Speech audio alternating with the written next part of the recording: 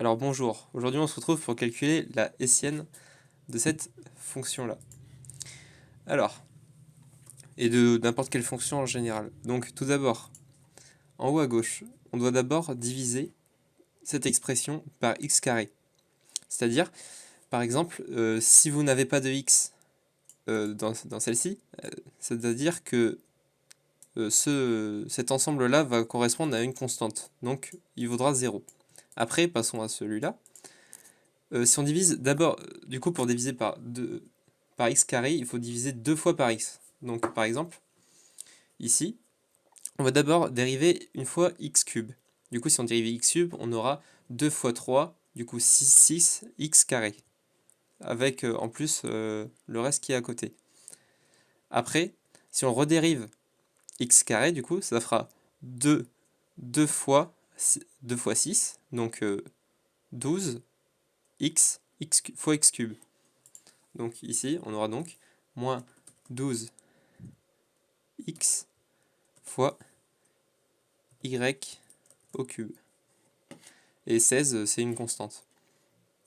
Donc voilà, ici on dérive par x carré. Alors pour ces deux-là, on doit dériver 2 fois par... Enfin, d'abord une fois par x, et ensuite une fois par y. Donc ici, comme on l'a fait avant, on dérive une fois par x, donc 3 fois 2, 6, donc ça fait moins 6x carré. Après on dérive par y, donc 3 fois 6, 18, donc ça fera moins 18 fois x au carré fois y au carré. Donc on voit bien qu'on a dérivé une fois par x et une fois par y. Et donc on a fait 2 fois 3 fois 3. Donc 2 fois 3, 6.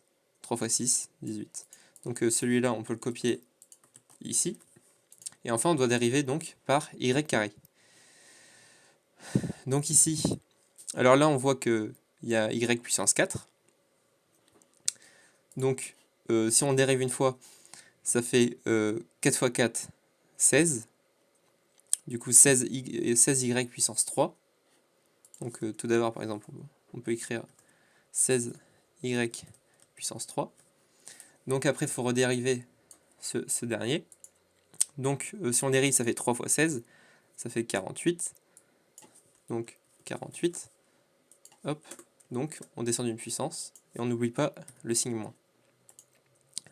Alors, ensuite, on doit dériver celui-ci. Car après, celle-là, ça reste une constante. Donc, ça sera égal à 0. Donc, si on dérive 2 fois y, ça fera exactement le même que pour la même valeur que pour le premier. Sauf que ici, ce sera le x qui sera au cube et le y qui descendra de 2 puissances. Et voilà. Voici comment résoudre une hessienne.